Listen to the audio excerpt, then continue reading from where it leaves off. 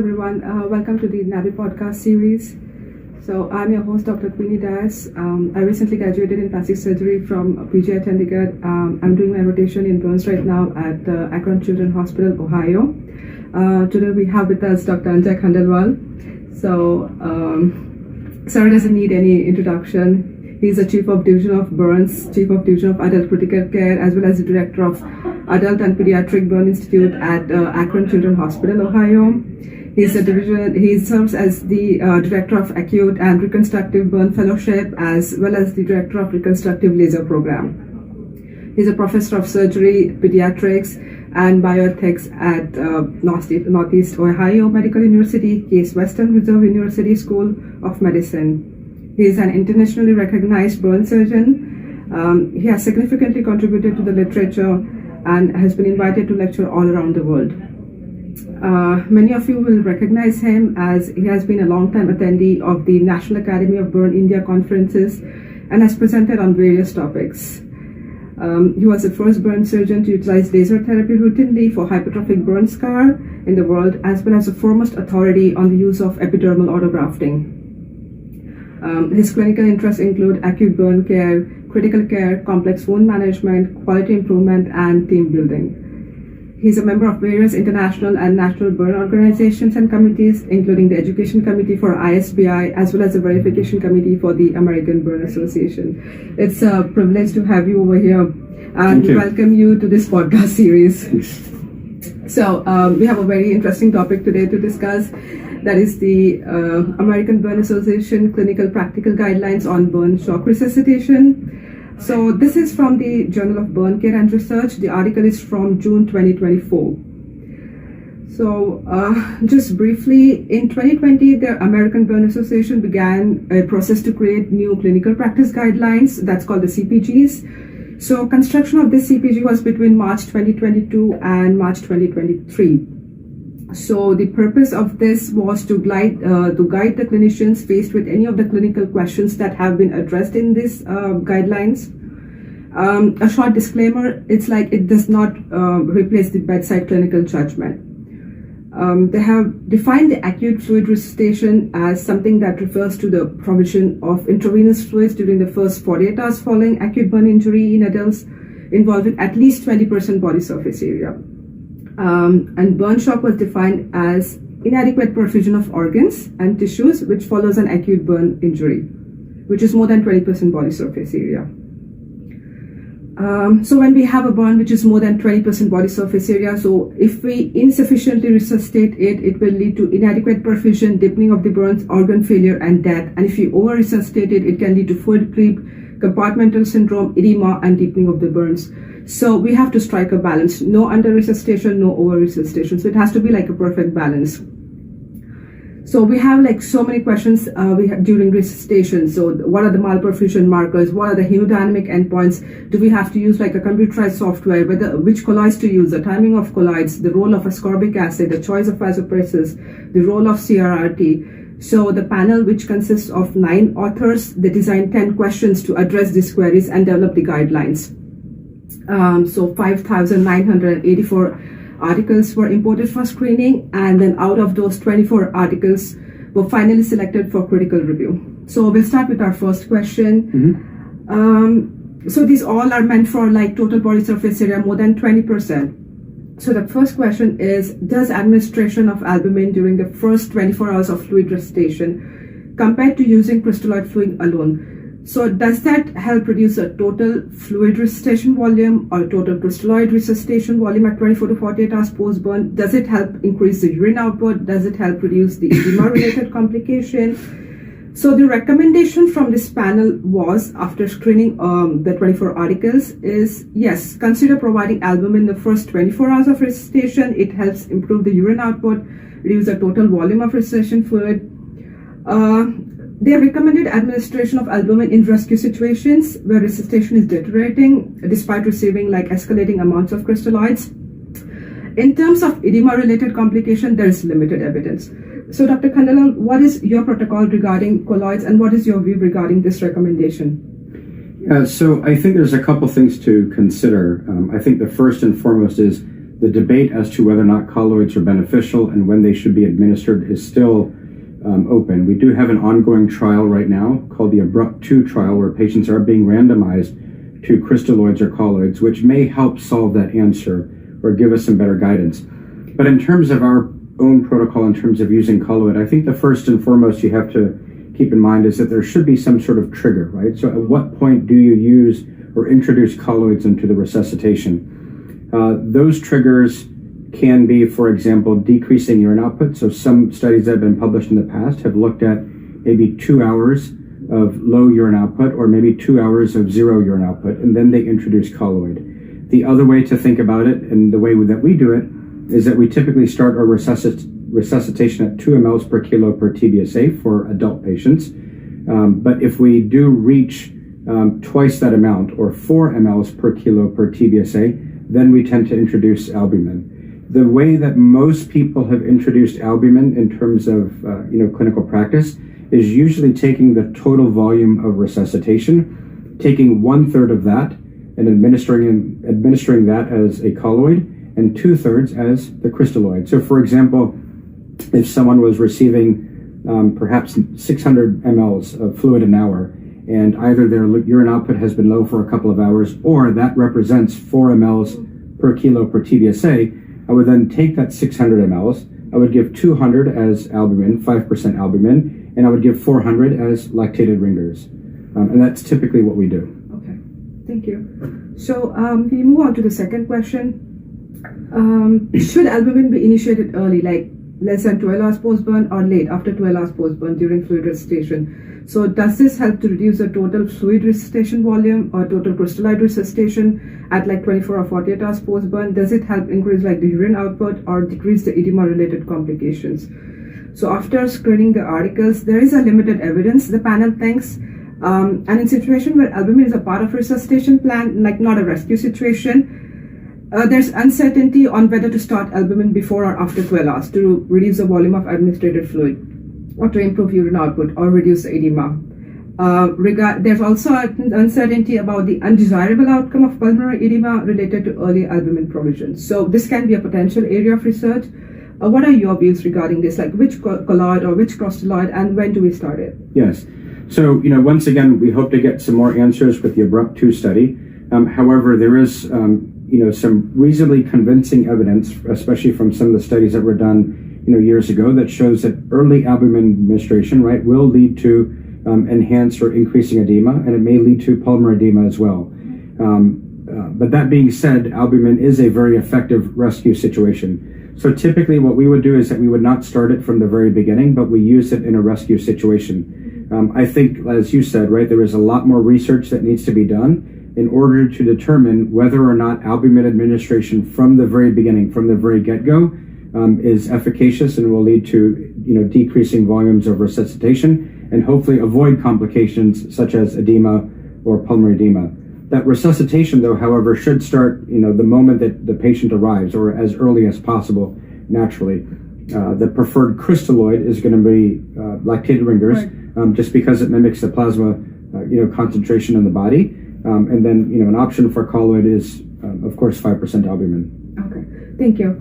So we move on to the next question. The third question is, does starting acute fluid resuscitation at 2 ml per kg per person body surface area compared to starting 4 ml per kg per body surface area?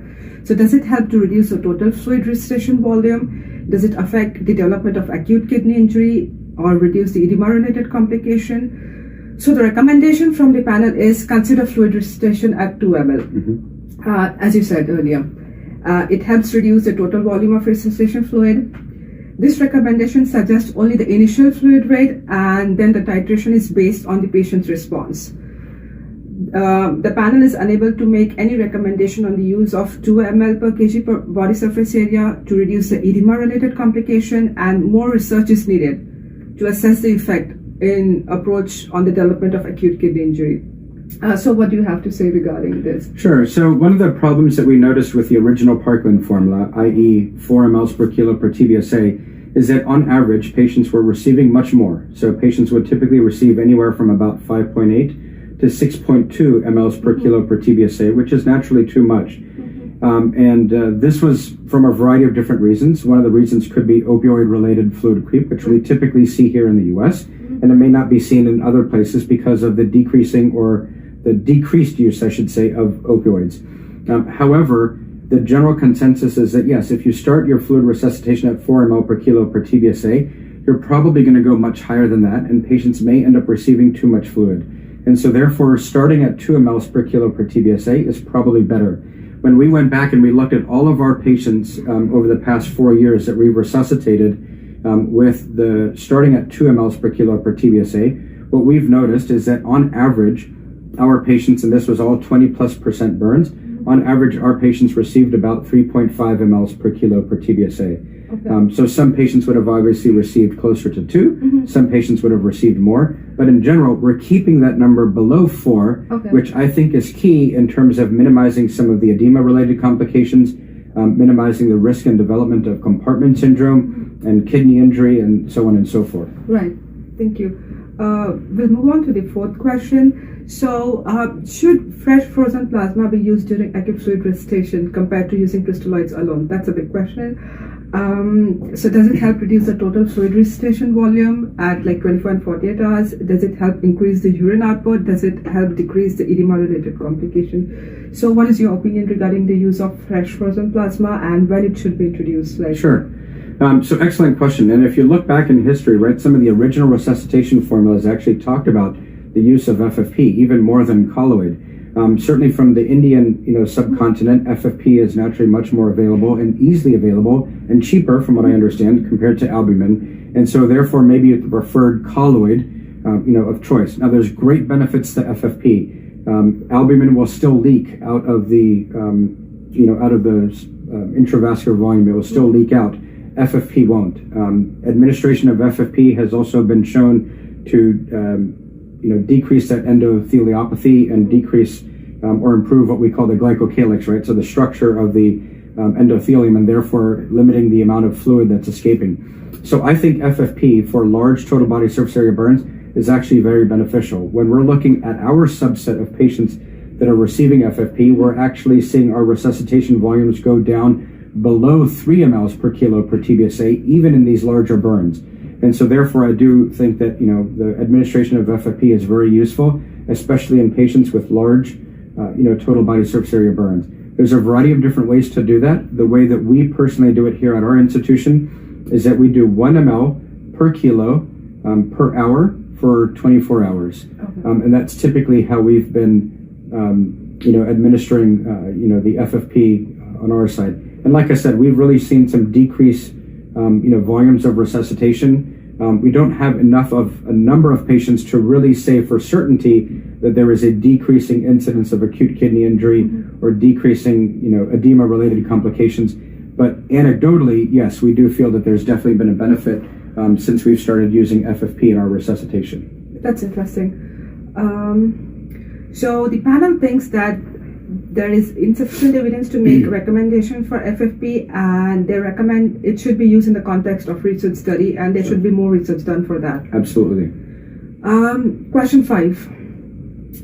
Does high-dose vitamin C, like 66 milligram per kg per hour, is it beneficial in reducing the fluid resuscitation, like the amount of crystalloids that we need?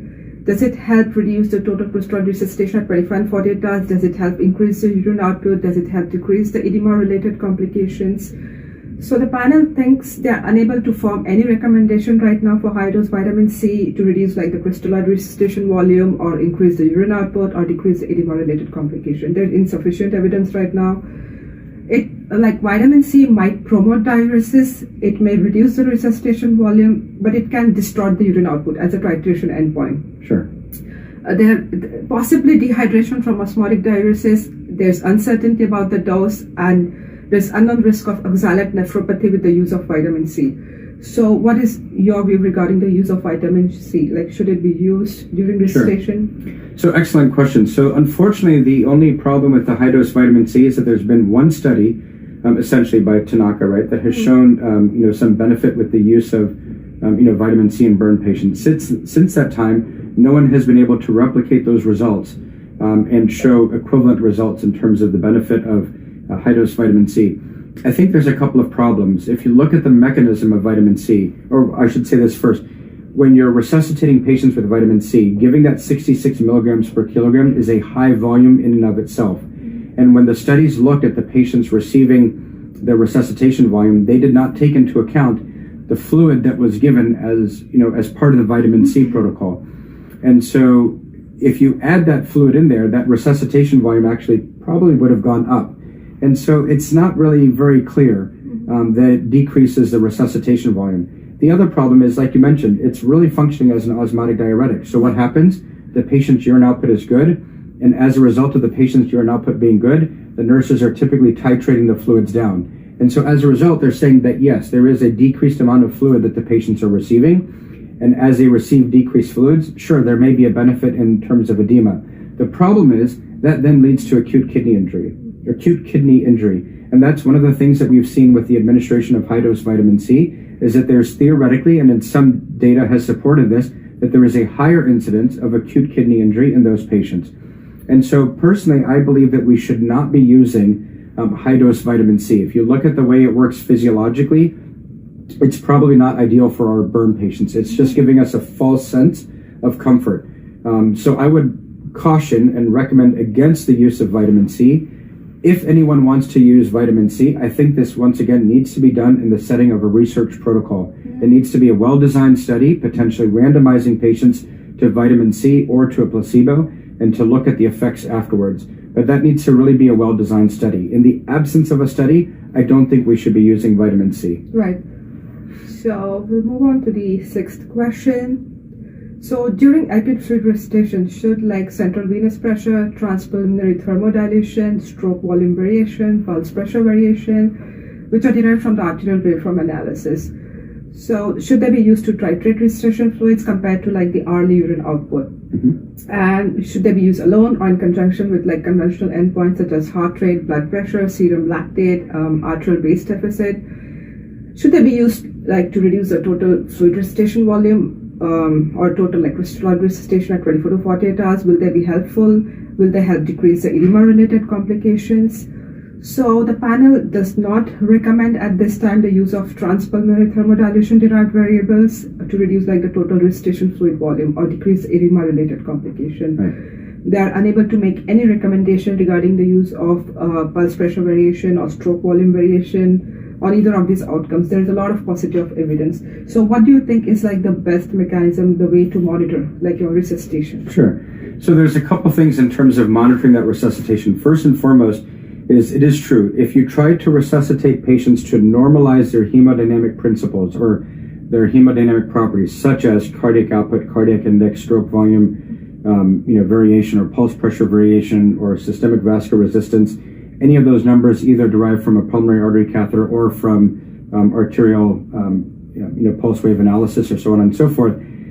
It's been shown and documented very well in the research that if you resuscitate patients to those parameters, patients will receive too much fluid. So I agree. I don't think we should be using those right now.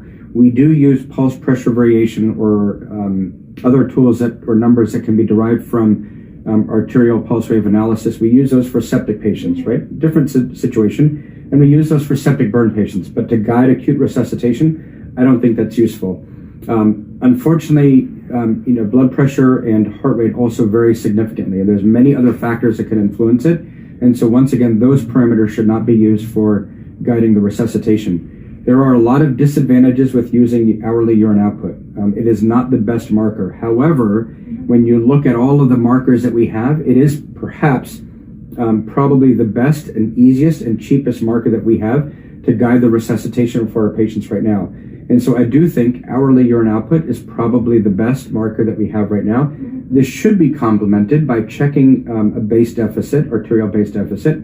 This should be complemented by checking lactic acid, and it should be complemented by checking hemoglobin and hematocrit. So typically when a burn patient comes in, their hemoglobin and hematocrit will be elevated. Even when you begin your resuscitation, about 4 to 6 hours later, your hemoglobin and hematocrit will be will still go up. However, after that, you should see those numbers trend down. If they are not trending down, then you know that there's a problem with your resuscitation and the patient may be under-resuscitating or under-resuscitated. Similar with the base deficit. If they come in with a high base deficit, you should see that base deficit slowly trend downwards.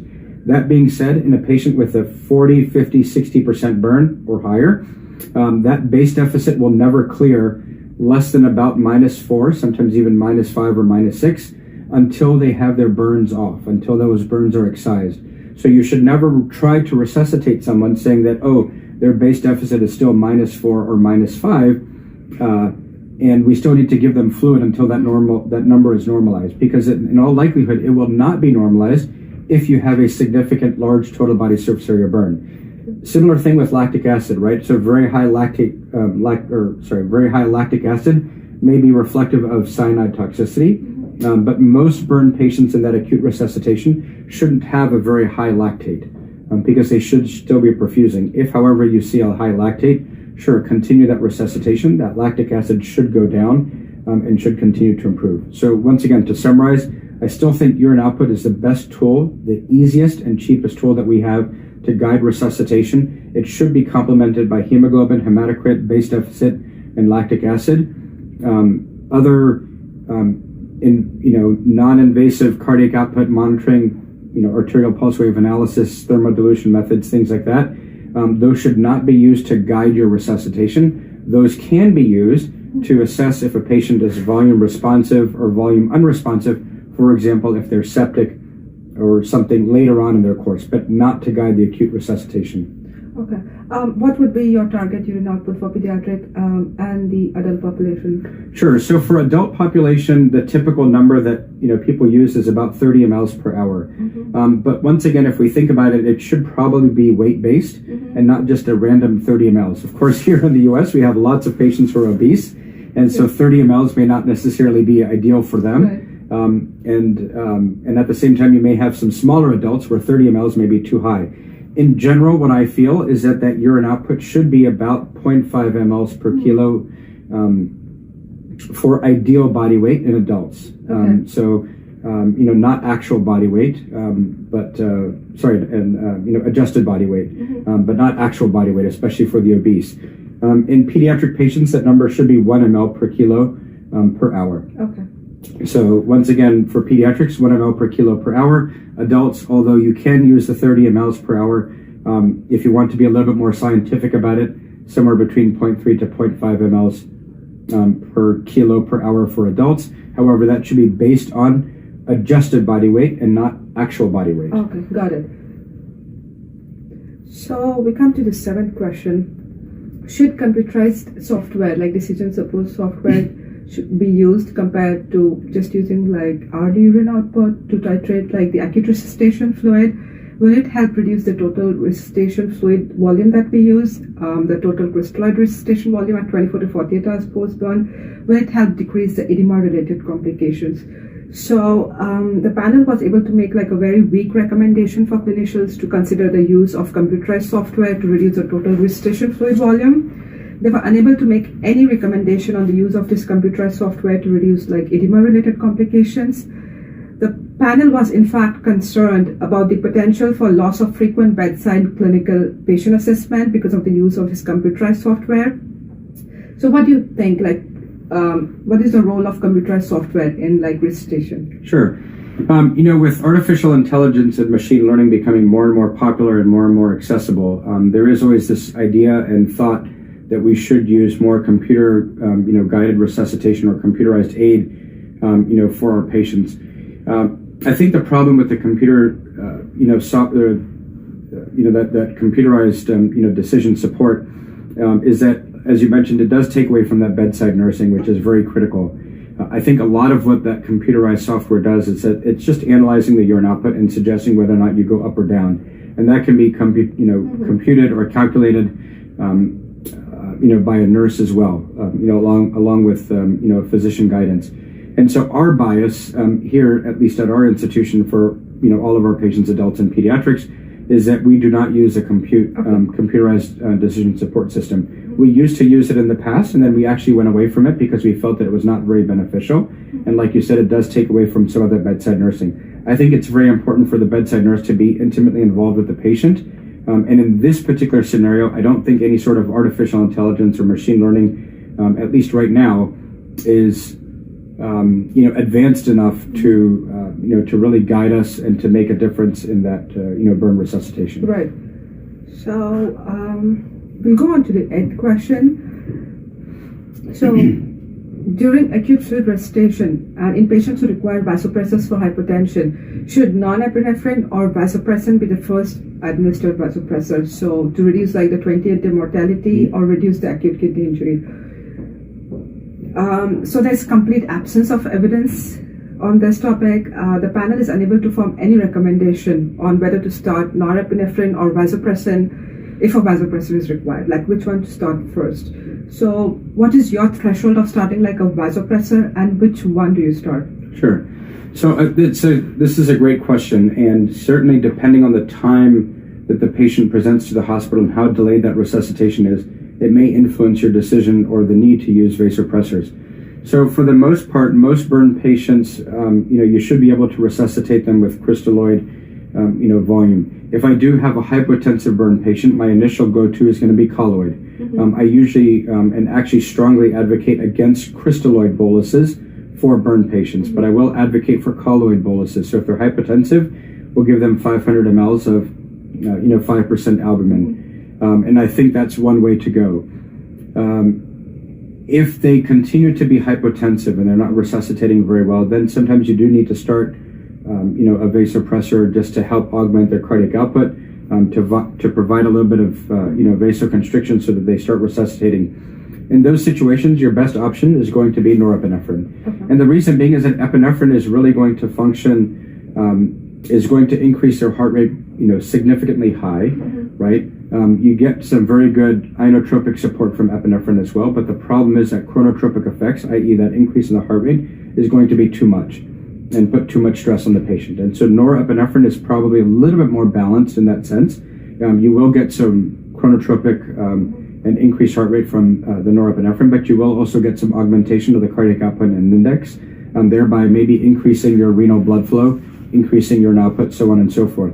The problem with vasopressin is that vasopressin really isn't a vasopressor, but it's more of a medication that we use to treat patients who are severely septic when they have innate decreased levels of vasopressin in their system. And so my recommendation or suggestion would be not to jump to vasopressin as my first choice, but instead to use norepinephrine. Right. So we'll come on to the 9th question. During acute fluid resuscitation, should early continuous renal replacement without fluid removal be initiated compared to not initiating it? Will it help reduce like the total fluid resuscitation volume or total crystalloid resuscitation volume at 24 to 48 hours? Will it help decrease the edema-related complications? So the panel did not find any articles on this. They're unable to form any recommendation regarding the use of early CRRT during acute burn shock resuscitation to reduce like the resuscitation fluid volume or decrease edema-related complications. Yeah. So is there, what is the role of CRRT in like burns, and how do you like monitor patients while on CRRT? Sure. So I think there's a couple of different ways that CRRT or renal replacement therapy in general can be used for burn patients. One thought is in the very acute phase, right, like you said, to maybe minimize some of the fluid resuscitation that they will require. The thought process with that is that maybe the continuous renal replacement therapy is removing some of those cytokines and inflammatory mediators, and therefore,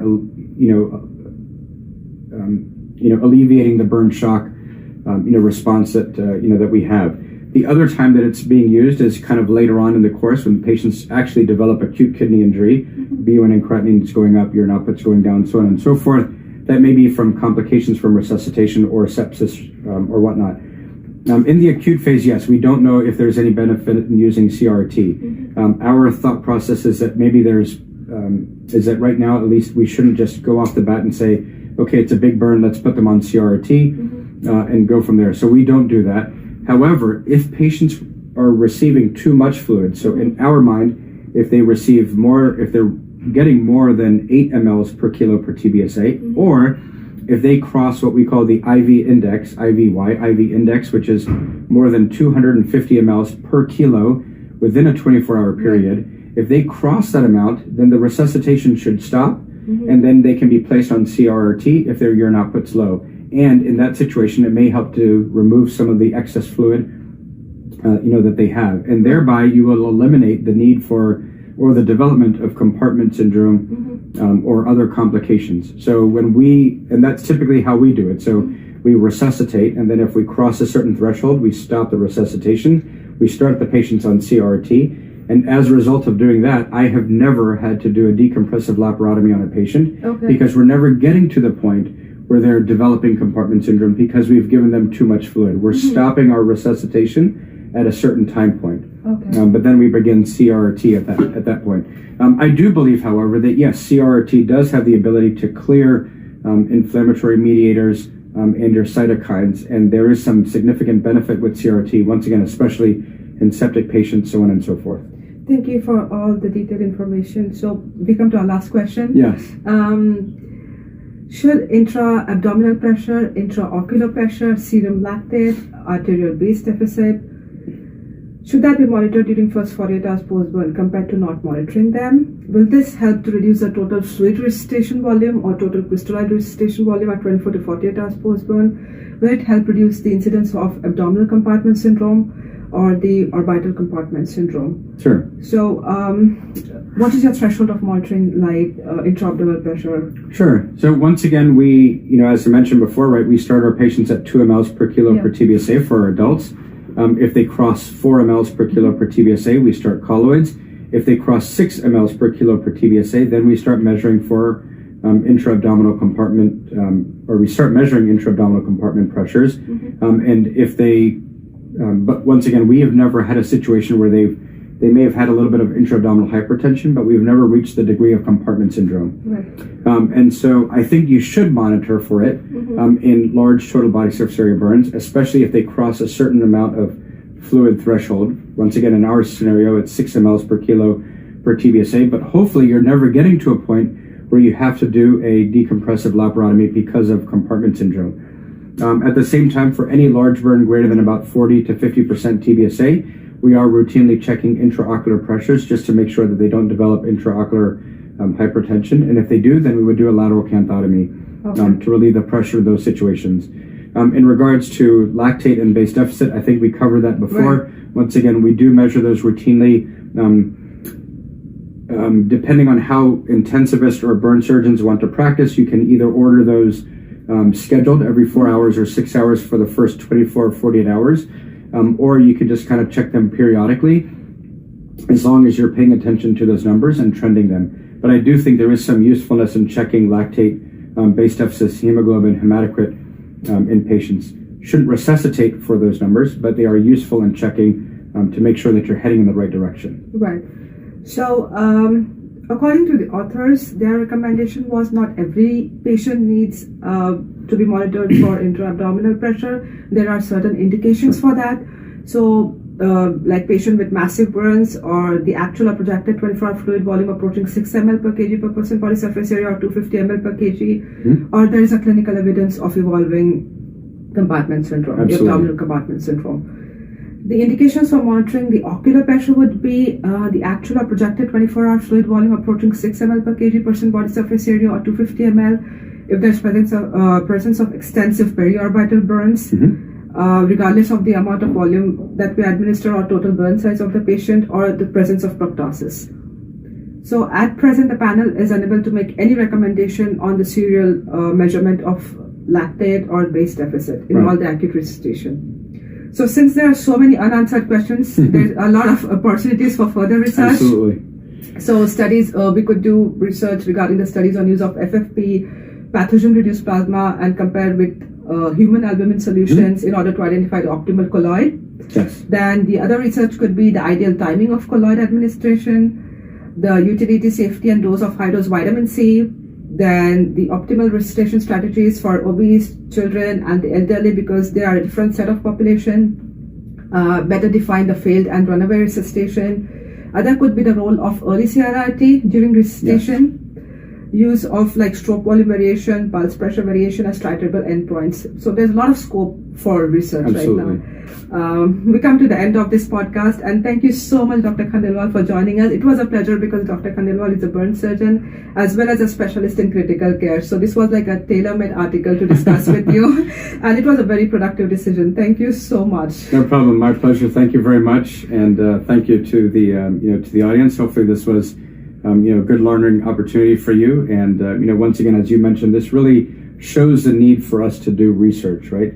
Without doing the research, without having these answers, we really don't know, in some sense, what we're doing. So we do need research to help guide our clinical practice. So Of course. that's very important. And as a burn surgeon, I think we need some specialization in critical care as well. Yeah, there's the concept of burn surgery and critical care, really goes hand in hand, and there has to be, in many centers where it's different, where you have the plastic surgeons doing, the burns, and then you have the critical care, specialists intervening and doing the critical care for the patients. The key thing is in that scenario, the two have to communicate, Right. Because they're closely integrated and interrelated. In our scenario, it's kind of nice, as you mentioned. I'm, a burn surgeon as well as an intensivist or critical care trained and certified, and so we're able to kind of do that from the very get-go. But it is very important to kind of have a meld or an integration of those two when providing care, especially for the large, total body surface area burn patients or complex burn patients. Of course. Thank you so much. You're welcome. Thank you.